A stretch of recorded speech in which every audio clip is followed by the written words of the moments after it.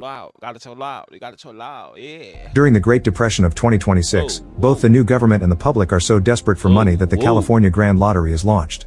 If someone kills the winner before sundown, they get to legally take their jackpot. The only rule is not to use bullets. In LA in 2030, Sean's just won the lottery, so now he's running away from a huge crowd that wants to kill him. Sean doesn't hesitate to fight them all, quickly bringing them down before escaping by jumping over a fence. Afterward, Sean breaks into a home through the window and finds a grandmother, so he immediately takes her phone and destroys it. Outside, a drone is keeping track of everything. Sean takes a moment to regain his breath, and the lady takes out a Grand Lottery bolt gun to kill him on the spot. Then the lady breaks her ticket to summon the lottery team, who breaks down the door and confirms the winner is dead. She's given a huge check for $22 million and appears on TV. A month later, Katie arrives at LA to restart her acting career. In the bus, she keeps staring at a little Oscar keychain, which appears to be Hey, yo. Hey, what the fuck? What the fuck just happened? Let's go back. Huh? lottery bolt gun to kill him on the spot. Then the lady breaks her ticket to summon the lottery team, who breaks down the door and confirms the winner is dead. She's given a huge check for $22 million and appears on TV. A month later, Katie arrives at LA to restart her acting career. In the bus, she keeps staring at a little Oscar keychain, which appears to be a memento. There's a little girl nearby, so she makes faces to make her laugh. However, the kid's father keeps mocking her daughter over the phone. Katie moves to his side and pretends to be a cop, threatening him to take him to social services if he doesn't behave. The man starts being nicer to his daughter while an old lady comes closer to thank Katie for take his ass to jail. And Granny, mind your damn business. The hell? Y'all old people never want to mind y'all business. her services. However, when the lady leaves, Katie realizes she stole her watch. On a sign, Katie sees an ad for Louis. What the fuck is going on? This shit just started a whole bunch of shit. They killing the lottery winner. She acting like a cop. The lady stealing her watch. See what I'm saying? Protection agency and wishes she had bodyguards like that. During the ride, she notices how everyone on the streets is tense or violent, usually both. In the meantime, the media can't stop talking about the next lottery drawing, which is happening in 18 hours. Ticket sales have broken new records and the next jackpot is for $3.6 billion. At his home, Noel gets his weapons ready while singing the Ninja Turtles song.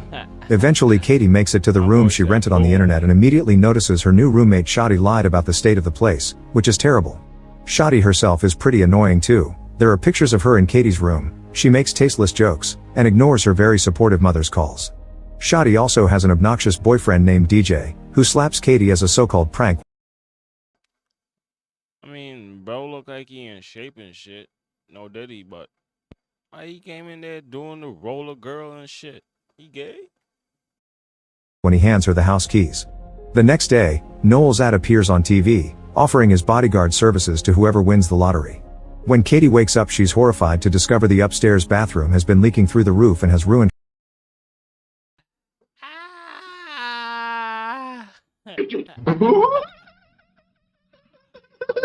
Yeah, I'm crying right now. Imagine sleeping and poop just falling in your face all night. her clothes. She calls Shadi to complain since she has an audition in a few hours, but Shadi's only way of helping is renting her clothes. Katie has no choice but to start expending her savings on an awful outfit and taking a cab because she's late. The driver keeps making inappropriate comments and chats about celebrity gossip, mentioning that the famous rapper Machine Gun Kelly has his own bunker. When Katie makes it to the place, an employee charges her $400 to participate. Her audition finally begins and she explains she was in many TV ads as a kid, but she had to pause her career to take care of her sick mom. After her mother died, Katie decided to try acting again. She reaches into her pockets for her monologue notes and finds Shadi's lottery ticket, which activates when Katie accidentally puts her thumbprint on it. Don't tell me this bitch just won the lottery in front of everybody. She about to die. Takes her picture and officially registers her a player. Katie quickly puts it away and tries to act, however she's immediately disliked and kicked out. In the corridor, the other actresses try to be supportive. Suddenly all their lottery tickets activate, announcing that Katie has won and even showing her face. The actresses immediately change their attitude and attack Katie with any object they can reach, although some of them have knives ready. Bro, what the fuck just happened? Even the workers join the fight. Katie defends herself thanks to her stage fighting classes and dodges a flying shoe before taking the stairs, not understanding what's going on. On the next floor, Katie manages to hide in a room while the actresses run off. However, she's entered a self-defense class and these people are ready to kill her too. They keep calling her my jackpot as they attack and Katie runs around Bro said my jackpot. I'm crying. dodging their moves or causing them to hit each other. She tries asking what's happening but they ignore anything she has to say. While some of the people are fighting each other, Katie is punched and grabbed by her ankles. The guy whirls her around and throws her through a wall, making her land in a yoga class with more people ready to kill. The self-defense guys cross over too and chaos takes over the room. Yo, I want to see this fight here. Where blood is starting to get spilled. When a man grabs Katie by the neck, Noel suddenly bursts through the ceiling and saves her by throwing the guy at the wall. Then Noel announces Katie gets 5 free saves, but afterward his protection costs 10% of the prize. As he counts all the people he keeps bringing down and reaches the end of the freebies, Katie has no choice but to sign his contract. Now he starts fighting people for real, even using Katie as a weapon to kick them off. He also ties her to his back to keep her safe and uses a belt as a whip to attack from afar. Once all the opponents are down, Katie frees herself and takes Noel's paralysis dart gun. After easily taking it back, Noel makes sure to put the unconscious bodies in the right position so they won't choke on their tongues. He explains that the lottery drone, which is already outside, posts the winner's location every 14 minutes so they must get going. As they run out of the building, Noel points out that the rules don't allow the other players to kill each other. The people at the food truck throw a knife at her and Noel helps her dodge it before they get in his car to escape. As the duo drives through town, people nearby receive an alert of her location and prepare to join the fight. The ice cream truck abandons the kids and even the lady from the bus already has a grand lottery bolt gun. Back to Noel, he finishes explaining Katie how the lottery works and is surprised she didn't know. Katie points out she and her mom would only watch movies and baking shows, but never the news because they were depressing. Soon the car is being chased by people on bikes and ATVs, so Noel brings out helmets for both of them before speeding up. A Molotov bomb is thrown on top of the car and the roof catches on fire, but Noel keeps on driving and enters an old warehouse as the wind puts the flames off. Suddenly he turns the car around and a biker crashes against it, but then he has to keep driving through the warehouse to avoid the other bikers who start a new fire. Katie wants to quit the game, but the only way to do so is to leave the city. Noel shoots a guy with his dart to bring him down, then he drives in circles as more enemies throw various objects at them. This creates a lot of dust that allows the duo to escape by pushing the car out without making noise, and the bikers don't notice until the next Molotov falls on the ground. Katie keeps insisting she wants to quit, so Noel agrees to take her to the closest quit line. At that moment the bikers find them and the chase starts again. An enemy jumps into the car through the back window and Katie steals her knife while Noel gets his darts out, however the woman bites his arm. Noel gets the mirror and hits her with it before asking Katie to drive, ignoring her saying she can't. Then Noel moves onto the backseat to continue the fight, putting an extra helmet on his opponent before kicking her out of the car. The bikers throw another Molotov at them and Noel forces Katie to drive through a wall to escape. They stop a car and a biker crashes while trying to dodge it while Katie knocks out the other one with her helmet. The duo tries to leave, however the car barely moves before it breaks down because of all the damage. Katie comes out and tries running away, however Noel stops. Bro, why she start running like that? Why she started running like that? While trying to dodge it while Katie knocks out the other one with her helmet. The duo tries to leave, however the car barely moves before it breaks down because of all the damage. Katie comes out and tries running away, however Noel stops her. He explains he gets no money if she quits but still wants to help her because they must treat people the way they want to be treated. Suddenly Katie throws sand at his face and manages to punch him, so Noel has to crack his nose back into place. At that moment a police car appears and Katie goes to the cops for help, however the officers want to kill her too. Noel catches their taser just in time and starts fighting them while Katie runs away. On the street, Katie hides her face behind a map while the crowd notices the drone nearby and starts searching for her. She goes into the wax museum and is surprised to hear the guard is anti-lottery, so he lets her hide among the statues. Then Katie calls Shadi and requests to borrow her car. Shadi keeps asking Katie where she is, causing Katie to realize Shadi is playing too. At that moment a statue welcomes Katie to the museum, giving away her location. Afterward Shadi and DJ try to enter the museum, but the guard reminds them they're banned because they did the dirty with the statue. Shadi punches him to knock him out and the couple rushes inside. Katie hears them and hides behind a statue, however when she tries to sneak out she's seen. DJ immediately pushes her on top of a desk and Katie throws a bottle at Shadi's head before tossing sand at DJ's face to get him off her. Then the couple teams up to fight Katie, who defends herself with a statue's staff. When there's an opening she tries to run and Shadi kicks her back, causing her to lose the staff. In the next room, Shadi and DJ start beating Katie up with the halves of the staff. Katie retaliates by throwing statues at them, thinking it's Cher when it's actually the Kardashians. The fight continues in the horror room, where they grab any prop available to attack. After lots of struggle with movie costumes and weapons, Katie runs out as Shotty throws an axe at her. The weapon does hit, but it's fake so it does nothing. Katie presses a button to bring down the shutter, only to remember what Noel taught her. She fixes the guard's body so he won't choke, then she rolls out of the museum right before the shutter closes, leaving Shotty and DJ trapped inside. A tour bus guide immediately sees her and announces her location on the microphone. Before attackers can reach her, Noel appears in a police car and takes her away. Katie still doesn't trust him because helping her quit means not getting paid, so she thinks he'll kill her in private. As the tour bus keeps hitting the back of the car, Noel wishes they had bunker and Katie remembers the taxi driver. Soon the duo shows up at Machine Gun Kelly's house, who thinks Katie wants something dirty when she asks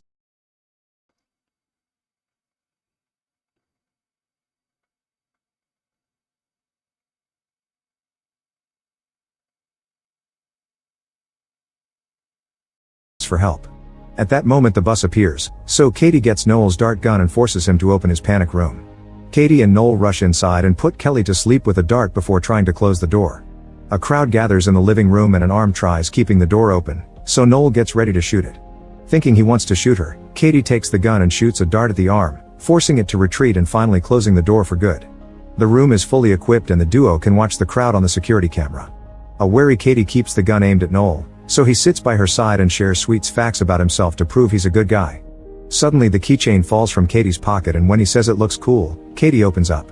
She chose to become an actress for her mom, who loved movies and celebrities. Her mother knew Hollywood could be hell and gifted Katie the keychain to remind her she would be proud of her no matter what. When she was younger she made good money as a child actor, but her dad ran away with all of it. Noel is very understanding and comforting, so Katie gives him back the gun. She wants to know why Noel would help her quit, so he explains his priorities. 1 is saving people's lives, and 2 is making enough money to keep on saving people's lives. Outside, the crowd continues to hit the door to no avail. Shotty slaps Kelly to wake him up but nothing happens, so instead he drags him into the pool and threatens him into sharing the door password, which is the meme 6969. All this is seen by Katie and Noel, who gets angry because he has no choice but to make a call and ask for a favor. He orders something called a phone strike and rushes to put Katie's phone inside a safe. Then the duo holds the door as Shotty uses the password, however the crowd freezes when they hear all their phones ringing with an Amber Alert. However this is a trap and their phones start exploding, burning a variety of body parts. As everyone deals with their burns, Katie and Noel come out to escape, although Noel stops to put off the flames on someone's groin. Outside a bunch of guards are waiting with damage-proof cars and rubber bullet guns. They only want to take Katie, but she forces them to bring Noel as well. During the ride, Katie asks if Noel works with these people. He explains he used to but nowadays he's a freelancer. Moments later they make it to headquarters and Katie meets Lewis, learning this is his security company. She isn't impressed by him because he keeps mocking Noel and asks to be taken out of the city, however Lewis gifts her a new phone and points out she's in the safest building in the country. He also shows off the grenades in his pocket. With only 4 game hours left, Lewis gives them a tour and shows them the wall with all the winners they saved, although the names are anonymous and they've lacking clients for a while. Lewis explains they charge 30% and Katie signs the contract after getting a part of that money for Noel. Afterward they see on the security cameras that a crowd is gathering outside, so Lewis decides it'll be safer to move Katie to a hidden underground fortress by using decoy vehicles. First the duo gets medical care for their wounds and Noel shares more about himself. He used to be a mercenary in the private sector with Lewis, and their unit got sent all around the world to kill horrible people. One day Noel discovered his victims weren't always bad guys and he quit in the middle of a job. This caused the mission to fail and only he and Lewis survived. Nowadays the money he makes goes to the families of his victims and teammates. In return, Katie shares that her dad used to be her manager and made her work all day long since she was 8. When she turned 18, she told him she wanted to manage her own money, so he disappeared with it. Katie had to take care of her sick mother who died a month ago and left her with only $600 and a bus ticket to LA. At that moment an employee brings a prosthetics machine. Katie puts her face inside and the machine applies a mask that makes her look like an old man. However Noel is worried because moving Katie out doesn't make sense and this facility is too expensive to be maintained with only 30% of the old prizes, especially if they didn't have any clients lately. After Katie changes clothes to finish the disguise, Noel finally realizes Lewis is only pretending to protect the winners to kill them in secret. Lewis takes them to a car and Katie keeps requesting for Noel. So basically, Lewis say he gonna protect us, the winners, bring them to the bunker or wherever they at. Make them feel comfortable and shit. Kill them and take the money. Smart dude. to come along, which Lewis turns down. Getting desperate, Katie kicks Lewis in the groin and Noel uses the distraction to open the garage door. Then he shoots all the guards with his darts as the crowd rushes in, but they don't recognize Katie and ignore her. Noel drags her out and gives her the keycard he stole from a guard, telling her to run while he buys some time. More guards appear and hold Noel down while Lewis kicks him for information. Suddenly all the AI-driven decoy cars take off with Katie hiding in one of them, so Lewis sends his people to follow them. Downtown, Katie gets her mask off and takes control of the car, so the change of route alerts Lewis' system. Meanwhile, social media is going wild because the drone has lost Katie, so if she doesn't make any mistakes she'll be safe from pursuers until the end. This causes her to gain fans that see her as a hero. Moments Shit, go Katie.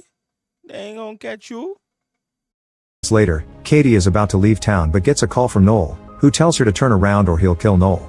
In fact, he keeps stabbing him, yet Noel tells Katie to save herself. After some hesitation, Katie turns the car around and agrees to meet. Meanwhile, Lewis takes Noel to an old theater and reveals that during their mercenary days, he always knew they were killing civilians. He never cared because it was easy money.